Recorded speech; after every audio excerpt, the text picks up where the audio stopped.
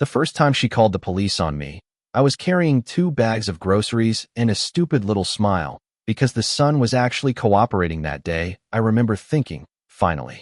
3 minutes later, a woman I'd waved to twice crossed the street like she was reenacting an accusation and said, loud enough for everyone on the block, "You don't live here." That line, like a verdict wrapped in a grocery list cadence, is the hook that changed everything for me. And if you're hearing this, it's because I need you to sit with what followed, not because I want sympathy, but because it matters what a neighborhood will let slide when somebody decides they get to decide who belongs. My name is Jonah Reyes. I moved to Hawthorne Ridge for the little reasons most folks do: job, cheaper rent, an old house with a porch swing my partner liked. We signed the lease. We painted one wall a dumb teal. We introduced ourselves with casseroles and awkward smiles. And for the first couple months, the neighborhood was exactly that, a patchwork of people living their lives. Then Mrs. Delaney started watching me like I was a TV series she hadn't paid for. At first, it was the little things: long looks when I pulled out of my driveway, the way her fingers fluttered over a phone whenever I walked past. I shrugged it off.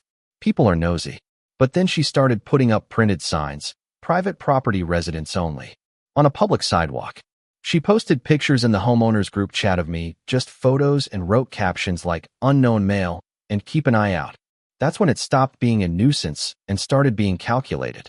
I tried the simple route. I went to her front porch with a pie and my worst possible attempt at neighborly charm. "Hi, I'm Jonah. I live across the street." She smiled, the kind of smile that's a court recorder. "We've always kept this cul-de-sac private," she told me, as if decades of paper maps and city ordinances were her personal, chewable property. Her motive was thin at first glance: a desire to control traffic, she said, but when I dug a little, renters were her trigger. New people, new faces, people she couldn't file into the tidy boxes she liked, and the boxes mattered more to her than property lines. Then came the calls.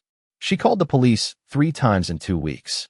Each time, a patrol car rolled up. I explained I lived at number 18, showed my key, my lease, my partner's name, and still she watched like she expected the officers to find some hidden clause that proved her right. They didn't. They were professional and polite and left. But those visits lingered longer than the exhaust from their cars. People watched. Rumors started to swaddle the block like damp laundry. That's where the story changes from annoying neighbor to community problem. A couple of folks started whispering about safety, about strangers, about the kind of language that drifts into discrimination if no one yanks it down.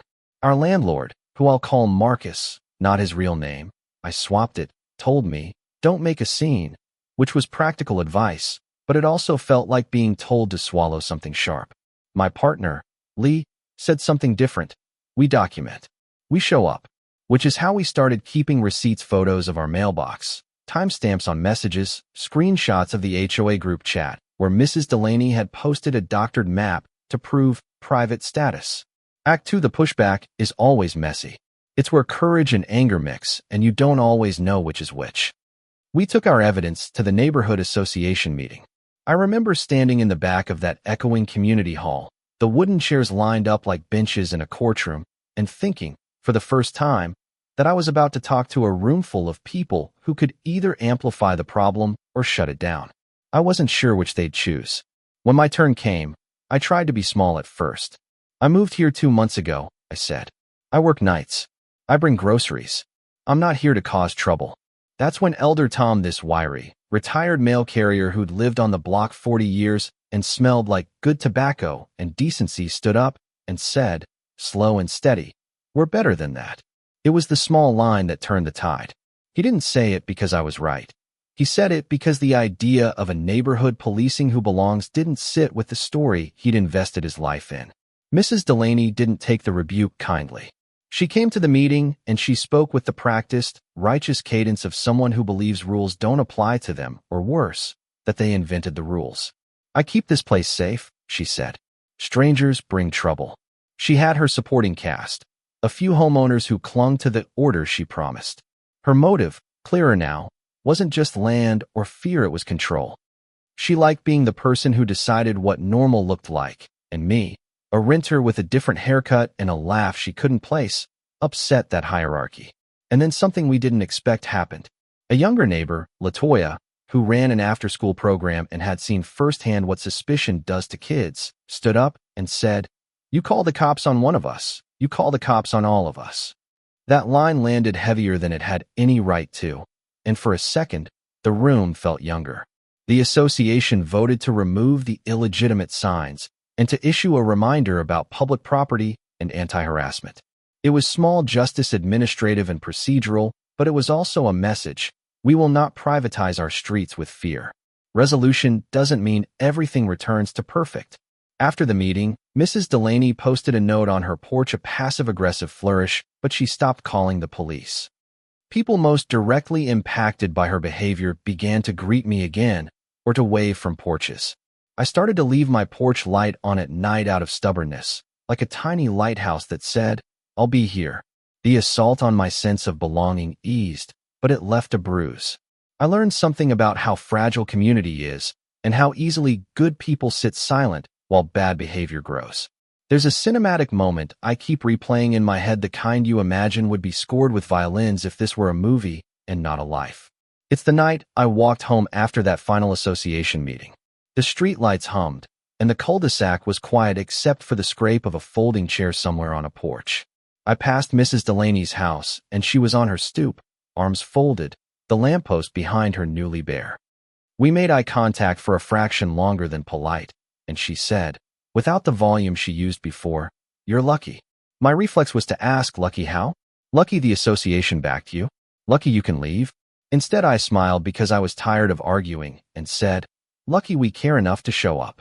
That tiny exchange sums up the whole arc. A moment where something fragile was defended, not with fury, but with presence. I won't pretend it was a grand moral victory. People like Mrs. Delaney don't flip a switch and become saints, and neighborhoods don't automatically become utopias. There are neighbors who still glance when someone unfamiliar walks by. There are assumptions that will need chipping away for years. Standing by because you don't want trouble is how people let others get edged out. Speaking up is how you remind a place what it stands for. You don't have to own the loudest voice to make a difference. Sometimes you just have to be the one person who refuses to let a lie become the neighborhood gospel. So what happens next for me? We stayed. We fixed the swing. Lee planted the rosemary that now refuses to die, and I volunteer at the community garden on Saturday mornings. There's power in ordinary neighbors choosing to care. If this story hit a nerve, drop a comment, tell me what you would have done, or tell me about a time your neighborhood surprised you. Share if you think communities should police themselves differently, or if you think rules about property and belonging need to be clearer. And if you're sitting there thinking, that could have been me, don't just think it, do something.